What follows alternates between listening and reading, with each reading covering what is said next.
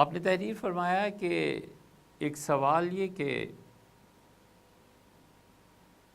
پاکستانی معاشرے میں عموماً عورتوں کے پاس شادی میں میکے اور سسرال کی طرف سے جہیز اور تحائف میں ملے ہوئے سونے چاندی اور ڈائمنڈ سے مزین مہنگے مہنگے زیورات رکھے ہوتے ہیں۔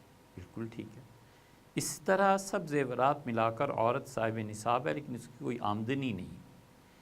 شوہر تھوڑی بہت جیب خرچی دے تو دے، جس کو وہ گھر ہی کی چھوٹی موٹی چیزوں میں لگا دے۔ کیا ایسی عورت جو صاحب نصاب تو ہے لیکن قربانی کرنے کے لیے جانور خریدنے کے لیے رقم نہیں ہے، تو کیا ایسی عورت پر بھی قربانی واجب ہے؟ گزارش یہ ہے کہ جب عورت صاحب نصاب ہے اور اس کی کوئی آمدنی نہیں ہے تو پھر وہ زیور کو توڑوائے، اس ہیرے کو بیچے، قربانی بھی ادا کرے اور زکوٰۃ بھی۔ کیوں آخر اس کے پاس اتنا مال رہے؟ وجہ ہر سال دیتی رہے گی، یا تو پھر اس مال کو خرچ ہونا پڑے گا، اور یا پھر وہ عورت اللہ کیا گناہ گار ہوگی۔ دونوں میں سے جس صورت کو وہ چاہے اختیار کر لیں۔ شریعت کا اصل مزاج یہ ہے کہ پیسہ اور مال یہ چند لوگوں کے ہاتھ میں نہ رہے۔ اسی لیے اللہ تعالیٰ فرماتے ہیں کہ یہ پیسے کو جو ہم منتقل کرتے رہتے ہیں، کَإْ لَا يَكُونَ دُولَةً بَيْنَ الْأَغْنِيَاءِ مِنْكُمْ، ہم چاہتے ہیں کہ یہ پیسہ تم میں سے صرف سرمایہ داروں کے پاس نہ رہے بلکہ اس کی گردش ہوتی رہے۔ اب عورت کے پاس مثلاً آپ ہی کی تحریر کے مطابق 2 ڈائمنڈ رکھے ہوئے ہیں، 10-15 تولے سونا ہے، اور وہ عذر کرتی ہیں کہ میں کدھر سے زکوٰۃ دوں، تو بھئی آپ سونے کو کم کر دیجیے، توڑوائیے سونے کو، اللہ کی راہ میں خرچ کیجیے۔ شوہر کے ذمے کہاں سے یہ ضروری ہے کہ وہ آپ کی زکوٰۃ ادا کرے؟ بالکل نہیں۔ ہر کوئی اپنی اپنی ملکیت میں الگ ہے۔ یہ شریعت کا اصول ہے، مرد کے پیسے مرد کے ہیں، عورت کے پیسے عورت کے ہیں۔ شوہر کماتا ہے اور 10 لاکھ روپے زمین بیچ کے اپنے اکاؤنٹ میں رکھتا ہے، بیوی کا کوئی حق نہیں ہے کہ وہ کہے اس 10 لاکھ میں میرا بھی حصہ ہے، یہ بھی ہے، یہ بھی ہے، کچھ نہیں۔ اور اس کے زیورات ہیں، وہ کروڑوں 10 کروڑ روپے کے زیورات رکھے ہوئے ہیں۔ شوہر کا کیا حق پہنچتا ہے کہ اس پہ جبر کرے کہ پیسہ مجھے؟ کچھ بھی نہیں، اس کی اپنی مرضی ہے، دے یا نہ دے۔ ہر ایک کا اکاؤنٹ الگ ہے۔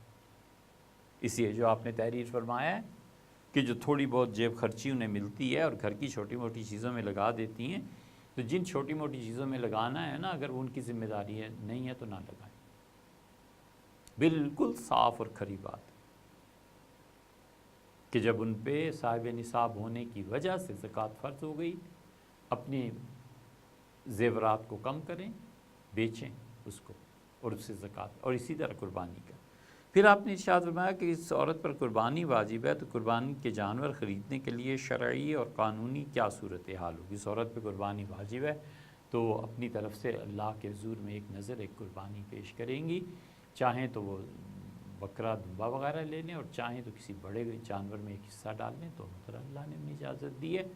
اب وہ پیسے خود سے لائیں، شوہر اگر دے دے تو اس کے تبرع ہے۔ اسی لیے آپ نے اگلا سوال غالباً اسی طرح تحریر فرمایا کہ اس عورت کی طرف سے قربانی کرنا اس کے شوہر پر واجب ہے؟ بالکل واجب نہیں۔ شوہر ایک پائی نہ دے، وہ نہیں کہہ سکتی اس سے کیا پیسے، اور شوہر دے دے، اس کی نیکی ہے، اس کا تبرع۔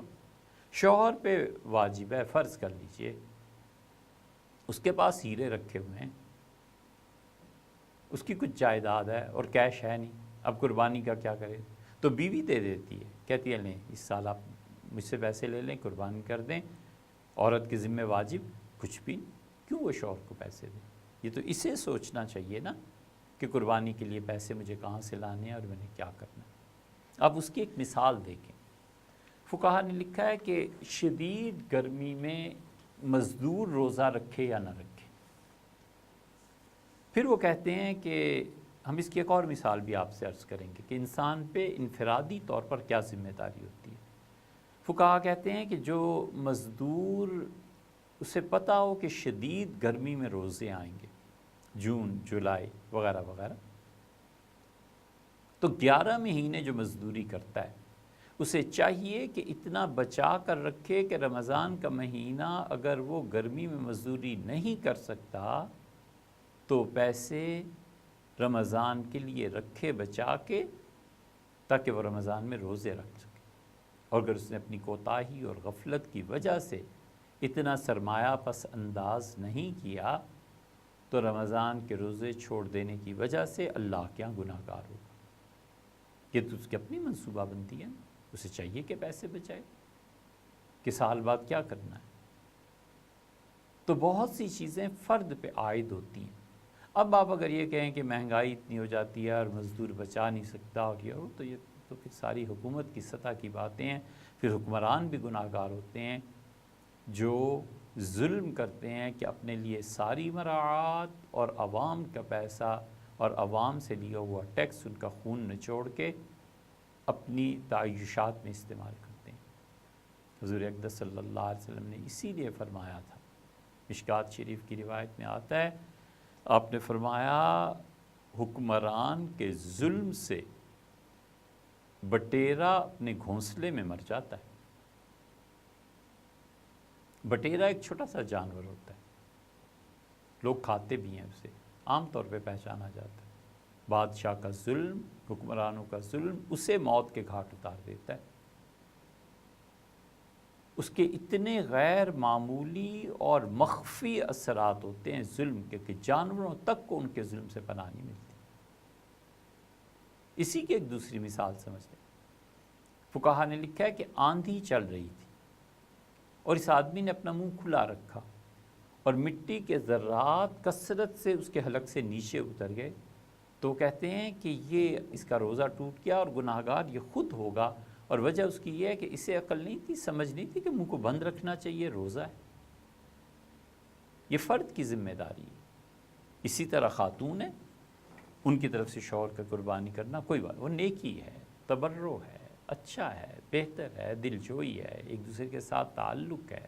وہ اللہ نے اس تعلق کو کہا ہے مودتم و رحمہ، اور ہم نے شوہر اور اس کی بیوی کے درمیان جو اصل تعلق رکھا ہے وہ پیار مودت کا ہے، و رحمہ، اور ایک دوسرے کے ساتھ اظہار ہمدردی کا ہے۔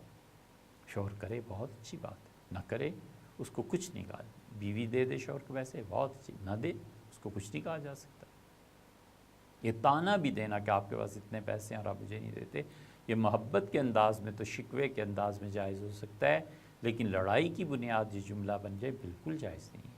اس لیے خواتین کو چاہیے کہ وہ خود غور کریں اپنے حالات پہ، اپنے زیورات کو توڑوائیں، بیچیں، کم کریں اس سرمایہ کو۔